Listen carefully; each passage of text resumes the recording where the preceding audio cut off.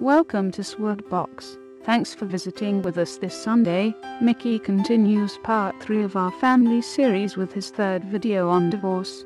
Our verse for the day is Psalm 147:2. He heals the brokenhearted and binds up their wounds.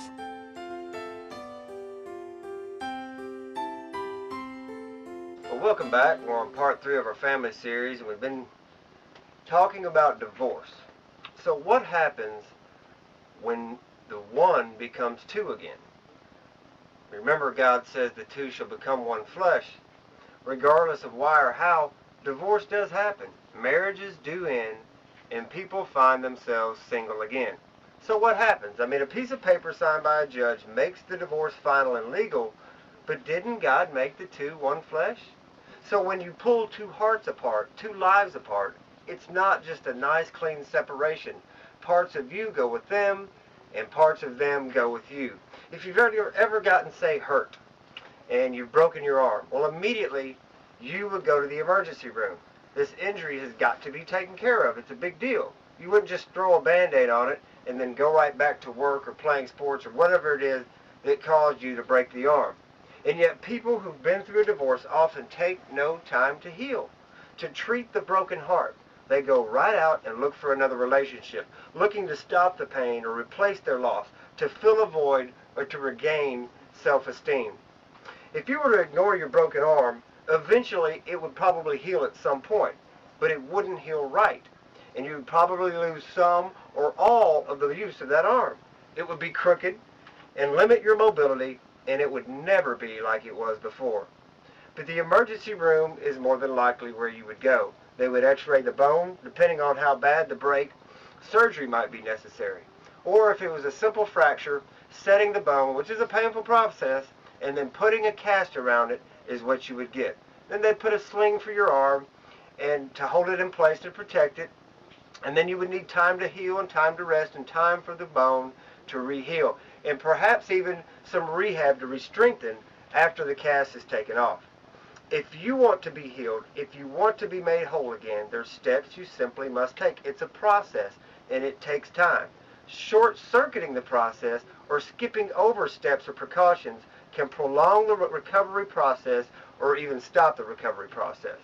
And our hearts need this same type of care. Of course, we don't go to the emergency room when we have a broken heart, or they might send us to the mental institution.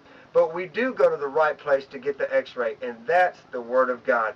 God is the great physician of the heart. You know, only God knows how we feel and what we're going through and how to make it through and come out better and not bitter, to bring good out of bad and to work all things together for good, even the kind of bad things as divorce.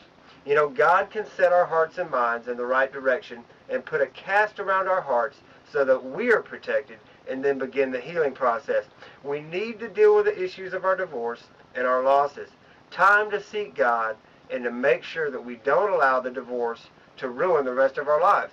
One of the worst things we can do is to isolate ourselves. You know, years ago there was an awesome program created called Divorce Care. It quickly spread to churches all over America. And now I'm sure there's other groups that are named different names that different churches offer.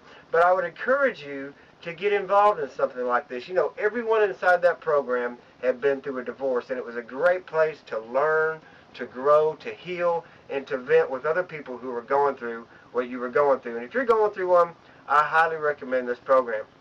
You need to be around people who care, people who can relate to, who can pray for you, who can pray with you, and encourage you. At the very least, get involved at a local church and find some people who can support you and pray for you as you're going through a divorce. Don't be a lone ranger.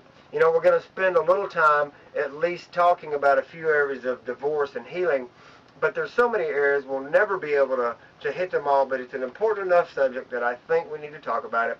And the important thing I want you guys to remember today is that we need to get to the physician. We need to get help. We need to get to Jesus Christ and allow Him to do His work in our lives.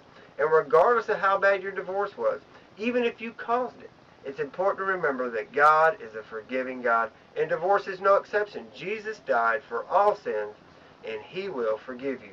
His desire is not to punish you for the rest of your life, but to prosper you and to give you a future. But it starts with getting the right help. And if you'll tune in for the next couple of days, I believe your help can begin right here on Sore Bites. God bless you. We love you, and we will see you back here tomorrow.